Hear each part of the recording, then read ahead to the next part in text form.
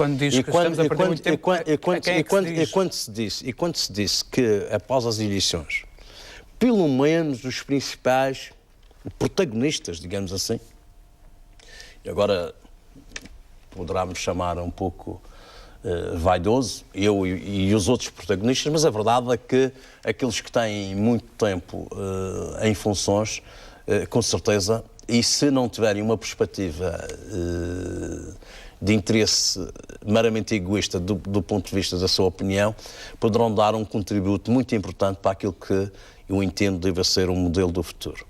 E como lhe digo, eu penso que as reuniões com os principais protagonistas e principais colaboradores... Os principais protagonistas estão-se a referir a quem? Ao Marítimo Nacional só? Os principais protagonistas enquanto dirigentes, não é? Porque eu penso que aqui tem que se separar, digamos, a questão do clube daquilo que as pessoas, os seus dirigentes podem valer em termos do contributo que podem prestar àquilo que eu entendo deva ser o futuro modelo conceptual para o desporto e para o financiamento ao desporto por parte da região autónoma. E quando eu digo que estamos a gerir mal o tempo, estamos já em março, estamos desde novembro, para, por exemplo, um modelo conceptual que eu defendo para o financiamento perdesse muito tempo, e eu temo que se não alterne, não se tenha ideia de modelo nenhum e que, de forma cega, se vá aplicar cortes e até discriminando negativamente situações muito complicadas de analisar. E que modelo é que preconiza para o futebol madeirense e para o desporto na Madeira? Claramente, isto é um ponto que tem que ser discutido. Que modelo conceptual para o financiamento ao desporto? Eu separaria aquilo que são, desde logo, as obrigações de natureza constitucional na área do desporto por parte de qualquer governo, daquelas que são opções políticas, em especial, de quem lidera o governo. Nós, na Madeira, tivemos, com a liderança do Dr. Alberto João Jardim, uma opção política clara em relação ao financiamento ao desporto, de forma quase maciça, importante, naquilo que foi esta caminhada do regime autonómico, e uma opção também relativamente àquilo que as modalidades profissionais podiam, quer do ponto de vista do retorno na economia, por via direta ou indireta, direta do ponto de vista da fiscalidade, indireta pelas atividades que movimentam. Essa sim é uma boa política. E o espetáculo, a âncora de motivação para a nossa juventude. Não tenho qualquer dúvida. Vou fazer só um parênteses para falar num dos aspectos desta política. E quando se fala muito e se compara muito a região autónoma da Madeira com a região autónoma dos Açores,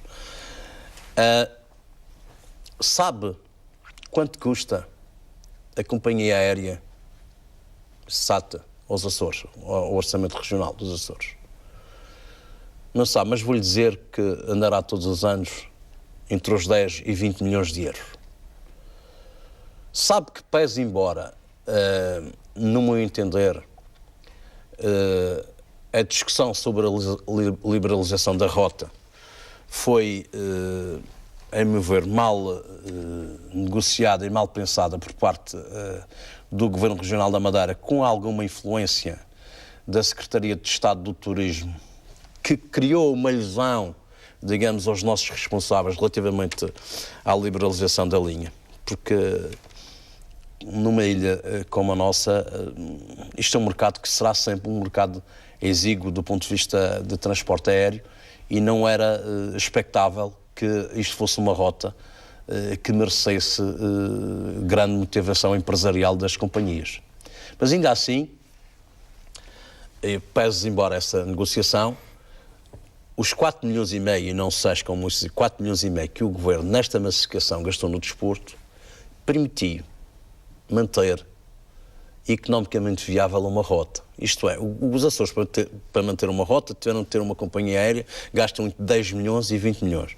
Com os 4 milhões e meio investidos nas viagens do desporto, decorrentes do princípio da continuidade territorial, que infelizmente o secretário de Estado do Desporto do governo anterior enquadrou muito mal na lei de bases do desporto. Esses 4 milhões e meio, mais os 4 milhões e meio que são gastos pelo continente, mais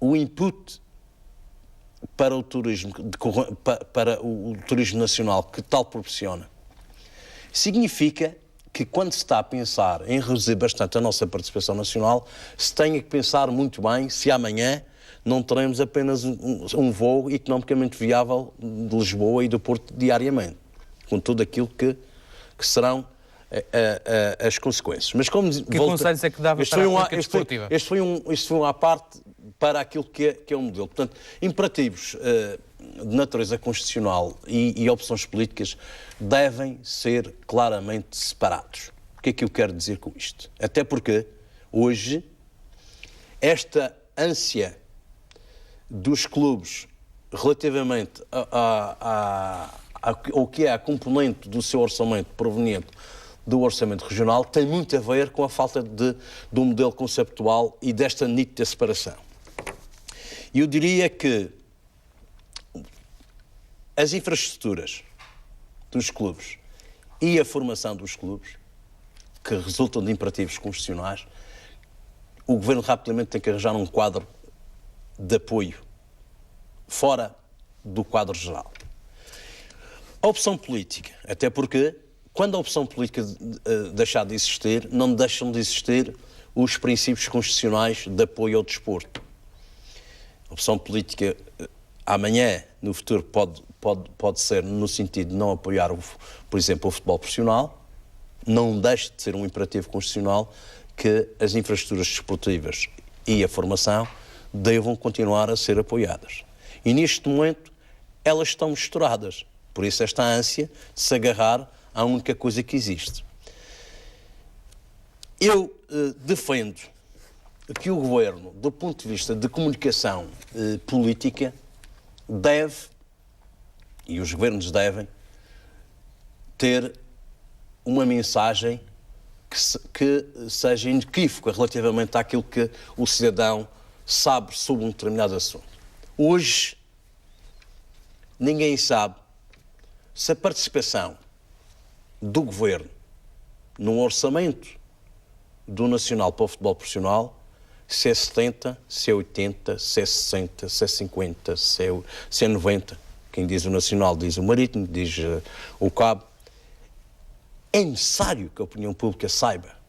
É necessário que não se especule, porque alguma comunicação social, quando quer, eventualmente, de confronto com o Governo, vai dizer que o clube depende na totalidade desse financiamento. A outra, que eventualmente mais próxima das posições do Governo, vai dizer que depende em 50%. Olha, a opinião pública da Madeira tem que saber rapidamente qual é a percentagem de dependência dos apoios do Governo do Nacional. Como é que isto deve ser feito?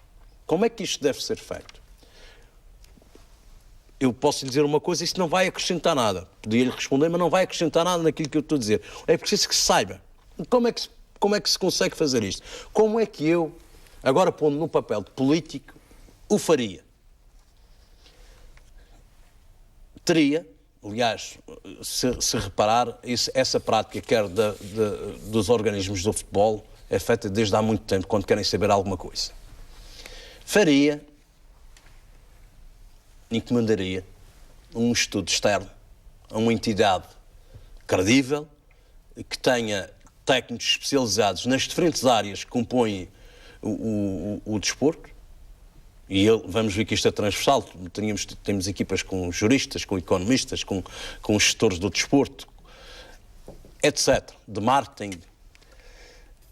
E faria o seguinte: diga-me, neste século, uma equipa situada entre o 8º e o 12º lugar da Primeira Liga, quanto normalmente investe? teria um número. Na segunda Liga, quanto? Teria um número. Na segunda B, quanto? Tinha um número. Faria isto para todas as modalidades coletivas. E tomaria uma posição única relativamente a todas. Relativamente a isto, tomado por uma entidade externa credível e assim tomado por mim como um índice padrão relativamente àquele escalão. E a partir daí faria o quê? E a partir daí fixaria qual era a minha participação em relação a esse índice padrão.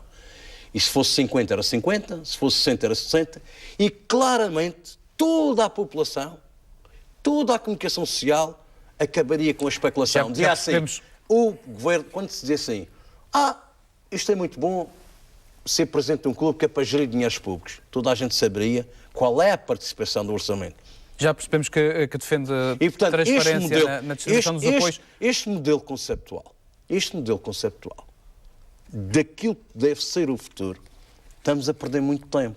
E eu temo é que depois se venha com uma visão de espartilho da situação, não alterando de fundo nada, mantendo esta ânsia de estar ligada apenas a um tipo de apoio que mistura obrigações constitucionais com opções políticas. E do ponto de vista, digamos, de comunicação, o governo se pôr a jeito para uma permanente especulação que se faz à volta disto. O nosso tempo está a chegar ao fim, mas eu ainda tenho aqui algumas questões e pedia-lhe que fosse muito sintético nas respostas. O senhor sempre disse que o IDRAM era inútil. O tempo veio dar-lhe razão? O tempo veio-me dar razão. Se a opção do governo foi nesse sentido, poder-se-á dizer que sim. Mas entroncando um pouco naquilo que disse anteriormente, se a extinção do IDRAM não servir para criar um modelo conceptual correto de abordagem ao financiamento do desporto por parte da região... É esse o desafio que deixa a Direção Regional do Desporto? Não se conseguir nada, porque pode mudar e continuar com o mesmo modelo e com os mesmos, aquilo que eu considero erros. Claramente, deve haver uma divisão no quadro da Direção Regional de Juventude e Desporto para tratar da competição profissional e ter técnicos especialistas na área do marketing, do merchandising, dos direitos, das transferências, um conjunto de situações de fiscalidade ligado ao futebol, até eventualmente de conhecimento de comércio internacional, para perceber como é que funciona este fenómeno. E para perceber que, neste momento, por causa, digamos, da exploração e a especialização que existe dentro dos clubes, como o Nacional, o Marítimo e outros, o Nacional, neste momento, esta época, já gastou 5 milhões de euros e recebeu 280 mil euros do governo. E já pagou 2 milhões de euros em obrigações sociais. E isto consegue-se com especialistas. Isto consegue-se explorando ao máximo aquilo que é um fenómeno económico